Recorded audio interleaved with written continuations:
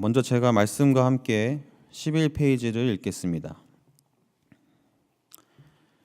2장 초반부는 첫 번째 창조 사건의 마무리로서 7번째 날에 이루어진 안식에 대해 말합니다. 복되게 하사 거룩하게 하셨으니 라는 표현은 안식일의 중요성을 부각시키고 있습니다. 하나님께서는 무질서와 혼돈을 조장하는 세력에 창조 질서를 부여하심으로 승리하셨고 친히 안식하심으로 말미암아 안식일이 사람을 고된 노동으로부터 쉬게 하는 승리의 잔칫날이 되게 하십니다. 두 번째 창조 사건은 하나님께서 창조하신 세계가 순종하는 아담과 하와를 통해 유지될 수 있음을 보여주고 있습니다. 2장부터 하나님은 이제 여호와라 불리시면서 사람과 함께 하시는 하나님으로 인간의 역사에 본격적으로 개입하시게 됩니다. 오늘 우리가 함께 읽으신 말씀은 하나님의 창조 사역에 해당하는 말씀입니다. 하나님의 모든 창조 사역이 다 아름답고 놀랍지만 그 가운데에서도 제가 생각하기에 하나님이 만드신 가장 아름다운 작품이 아닐까 하는 두 가지를 오늘 소개해드리면서 함께 두 가지 기도 제목으로 또한 기도하겠습니다. 첫 번째로 기도하실 제목은 하나님이 주시는 안식을 누리는 삶을 살게 하소서입니다. 먼저 오늘 본문 2절부터 3절까지의 말씀을 다시 한번 함께 읽겠습니다. 시작. 하나님이 그가 하시던 일을 7째 날에 마치시니 그가 하시던 모든 일을 그치고 7째 날에 안식하시니라. 하나님이 그 7째 날을 복되게 하사 거룩하게 하셨으니 이는 하나님이 그 창조하시며 만드시던 모든 일을 마치시고 그날에 안식하셨음이니라. 아멘. 방금 읽은 본문 말씀을 보시면 하나님이 창조 사역 가장 마지막 날인 7째 날에 하신 일을 기록하고 있습니다. 마지막 날에 하나님께서 뭘 하셨다고 되어 있죠? 안식하셨더라. 그런데 여기에서 하나님께서 이날 마지막 날에 하신 일을 표현한 동사가 총 5가지가 나옵니다. 먼저는 그가 하시던 일을 7째 날에 마치시다. 그 다음에는 그가 하시던 모든 일을 그치시다. 그리고는 7째 날에 안식하시다 라는 동사가 나오고요. 그리고 3절에 그 다음 절에 하나님이 그 안식하신 날을 복되게 하시고 거룩하게 하셨다 하는 사역동사가 또 2개 나옵니다. 우리가 어렸을 때부터 교회 학교에서 배우기로는 하나님이 6일 동안 세상을 열심히 창조하시고 마지막 날에 쉬셨다 이렇게 우리가 알고 있잖아요. 그런데 오늘 본문을 가만히 들여다보시면은 하나님께서 마지막 날에 아무것도 안 하고 쉬신 게 아니라 꽤 많은 일 하셨습니다. 그치시는 일, 멈추시는 일, 중단하는 일을 하셨고 또 안식하는 일을 하셨습니다. 거기에다가 그렇게 하신 날을 거룩하게 하시고 복되게 하는 일을까지 하셨습니다. 여러분 이게 굉장히 중요한 말입니다. 연약한 우리한테는요 일을 하다가 멈추는 것이 당연하고 6일간 일을 했으면 하루 정도는 쉼이 필요한 게 당연합니다. 그런데요 여러분 한번 하나님 입장에서 상상을 해보시죠.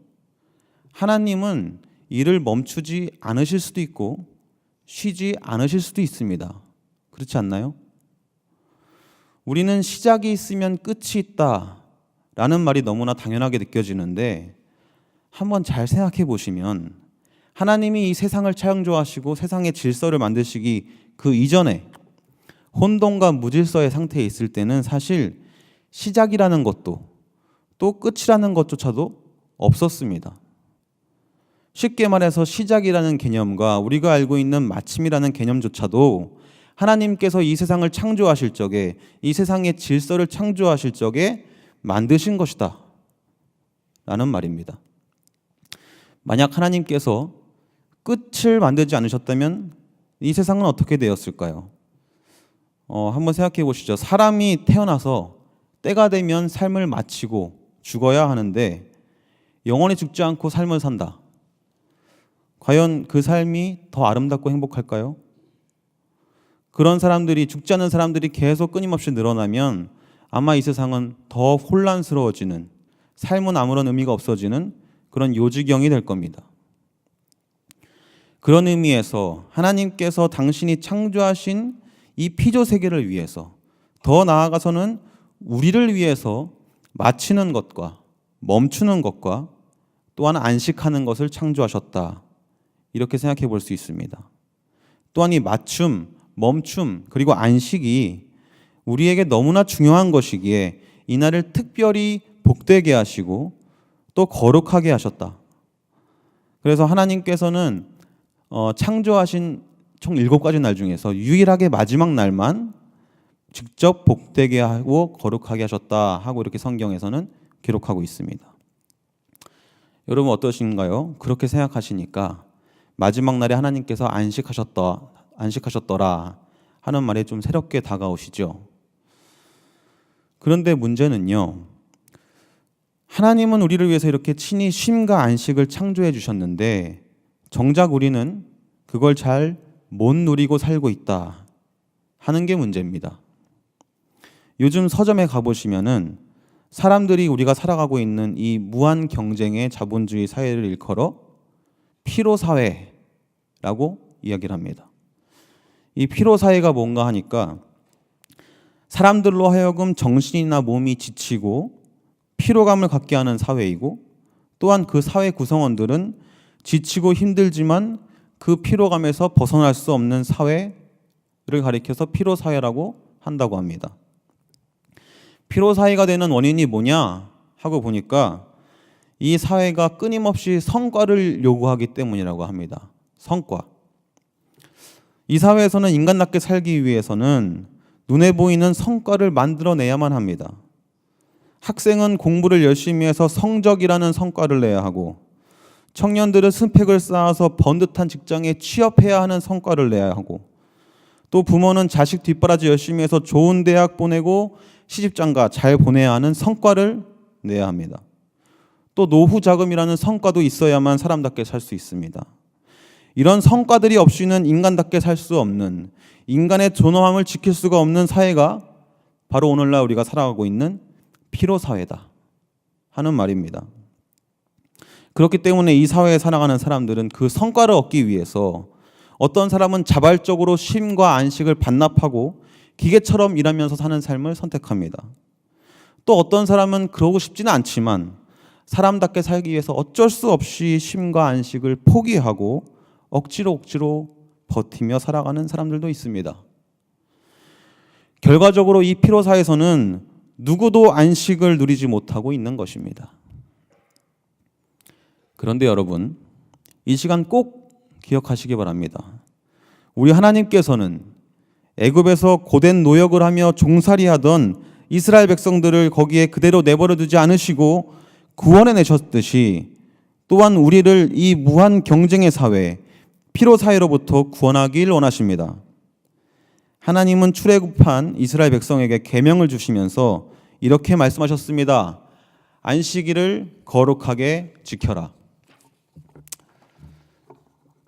그 덕분에 유태인들은 아직도 철저히 안식을 지키면서 살아갑니다. 모든 유태인들은 일주일에 한 번씩 가족들이 한자리에 모여서 식사를 하고 이야기를 나누면서 자신이 살아온 일주일을 돌아보고 생각을 정리할 수 있는 시간을 갖습니다. 다른 사람들이 보기에 이 유태인들이 안식일 전통을 지키는 것을 참 불편하게 생각할 수도 있습니다만, 오히려 유태인들은 자신들이 이 안식일 덕분에 존재할 수 있다라고 이야기를 한답니다.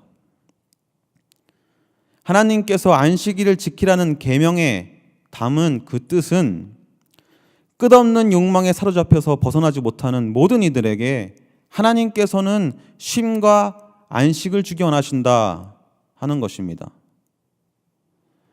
이 성과주의 사회에서 남들이 일할 때 안식을 하는 것은 손해보는 일 같아 보이고 어리석은 일 같아 보이지만 사실은 그것은 진정한 성과를 낼 수 있는 평안의 길이요 참된 생명의 길임을 기억하시면서 우리가 삶 속에서 주님이 주신 안식을 누리는 저와 모든 성도분들 되시기를 간절히 소망합니다. 두 번째로 기도하실 제목은 여성을 하나님의 형상대로 존귀하게 회복시키소서입니다. 우리 먼저 본문 22절부터 23절까지 말씀을 함께 읽겠습니다. 시작. 여호와 하나님이 아담에게서 취하신 그 갈빗대로 여자를 만드시고 그를 아담에게로 이끌어 오시니 아담이 이르되 이는 내 뼈 중에 뼈요 살 중에 살이라 이것을 남자에게서 취하였은즉 여자라 부르리라 하니라. 아멘. 제가 아까 서두에 말씀드리기를 오늘은 하나님이 창조하신 것들 중에서 가장 아름다운 작품 두 가지를 소개해드린다 했습니다. 그래서 제가 방금 안식에 대해서 말씀드렸고 이제 여성에 대해서 말씀드리려고 합니다. 오늘 본문 18절 말씀을 보시면은 하나님께서 보시기에 아담이 혼자 있는 것이 좋지 않으므로 그를 위해 돕는 배필을 지으셨다고 했습니다. 이 돕는 배필에 해당하는 히브리어 원문을 보니까 에제르 케네그도라고 되어 있습니다. 이 에제르는 지원자, 조력자라는 뜻이고 케네그도는 그에 걸맞는 대등한이라는 뜻입니다. 그래서 합치면 그에 견줄 만한 지원자, 대등한 조력자라는 뜻입니다. 근데 사람들이 많이 오해하시는 것이요. 여자는 남자의 돕는 배필이기 때문에 앞에 나서서 중요한 일은 주로 남자들이 하고 여자는 그저 묵묵히 옆에서 돕는 역할을 해야 한다. 그게 여성다운 것이고 하나님의 뜻이다 이렇게 생각을 하십니다. 하지만 앞서 말씀드린 것처럼 이 성경에서 이야기하고 있는 돕는 배필의 히브리어 언어 의미는 절대 그런 것이 아니죠. 돕는 배필의 원뜻이 그에 견줄 만한 지원자, 대등한 조력자다 이렇게 말씀드렸습니다. 하나님께서 여자를 창조하신 이유는 18절에 분명히 이렇게 기록되어 있습니다. 남자 혼자 사는 것이 좋지 아니하니. 다시 말해서 하나님이 보시기에는 남자 혼자만 있는 것이 불완전해 보이셨기 때문에 남자와 또 여자를 만드셔서 사람을 완전하게 하신 거지요. 그러므로 여자만 남성의 조력자가 아니라 남자 또한 여자의 조력자가 되고 서로가 서로를 도우면서 온전해지는 한 쌍이다. 이렇게 이해를 하셔야 됩니다. 그리고 특히 본문 22절에 하나님이 아담의 갈빗대를 취해 여자를 만드셨다 하는 이야기 때문에 여자가 남자보다 열등하다 이렇게 생각을 하시는 분들이 또 계십니다. 그런데요, 그 바로 다음에 나오는 23절을 보시면 아담이 하나님께서 창조하신 여자를 보고 이는 내 뼈 중에 뼈요 살 중에 살이구나 이렇게 감탄하는 장면이 있습니다. 하나님이 창조하신 많은 피조물 가운데서도 하나님께서 유일하게 이 코를 생기에 불어 넣어서 창조하신 것이 바로 인간인데 그 피조물인 인간 아담이 내 뼈 중에 뼈고 살 중에 살이다 하고 이야기한 것이 바로 여성인 것이지요. 제가 왜 자꾸 이런 말씀을 드리냐면 우리가 읽으시는 이 창세기에 나오는 아담과 하와의 이야기, 또 창세기에 표현된 남자와 여자에 대한 많은 본문들이 수많은 역사 속에서 남자가 여자를 지배하고 남성이 여성을 억압하고 또 여성을 차별해도 괜찮은 이유로 사용되어 왔고 정당화되어 왔기 때문에 그렇습니다. 그리고 그 잔재가 여전히 아직까지도 우리 안에 남아있기 때문에 우리가 이 말씀을 다시 한번 반드시 생각해 봐야 할 필요가 있습니다. 기독교 역사를 살펴보면요, 교부라고 하는 고대 교회의 남성 지도자들이 있었는데 그 사람들이 이야기하기를 여성은 그저 남자를 서포트해주는 존재다. 혹은 사탄의 꾀임에 넘어가서 남자로 하여금 죄짓게 하는 그런 악한 존재다. 이렇게 이야기를 했습니다. 이것은 성경이 여성을 그렇게 묘사하고 설명하고 있기 때문이 아니라 그동안 인류의 역사가 남성의 역사였기 때문에, 남성 중심의 사회였기 때문에 성경 역시도 남성의 입장에서 이해했기 때문에 이렇게 오해를 한 것입니다. 그런데 더 안타까운 것은요, 이런 고대 교부들의 잘못된 성경 해석이 1000년, 2000년이 지난 지금까지도 여전히 우리에게 영향을 미치고 있고, 그래서 우리 교회 안의 여성들이 부당한 차별과 억압을 당하고 있다는 사실입니다. 제가 예를 들어볼까요? 아직도 이 한국 안에 있는 국내 교단 중에서 절반 이상의 교단은 여성들에게 목사 안수를 주지 않습니다. 그나마 우리 교단은 20년 전부터 여성 교역자에게 목사 안수를 주고는 있지만, 그러나 아직도 여자 담임 목사님이 있는 교회는 찾아보기가 힘듭니다. 목사만 그런 것이 아니라 장로도 그렇습니다. 저희 교회는 감사하게도 우리 여성 장로님으로 구주복 장로님이 계시지만은 여성 장로님이 있는 교회를 찾아보기가 정말 힘듭니다. 우리 교단 헌법을 보시면 장로의 자격은 상당한 식견과 통솔의 능력이 있는 자로 무흠 세례교임 7년을 경과하고 40세 이상 된 자라야 한다 하고 되어 있습니다. 여기에는 여자가 안 된다, 여자는 안 된다라는 내용이 없습니다. 그런데도 여전히 교회마다 거의 다 남자분들만 장로를 하십니다. 여성은 상당한 식견과 통솔 능력이 없어서 그런 것일까요? 그런 것이 아니고 여전히 우리 안에 남아있는, 여전히 교회 안에 남아있는 오해와 고정관념 때문에 그렇습니다.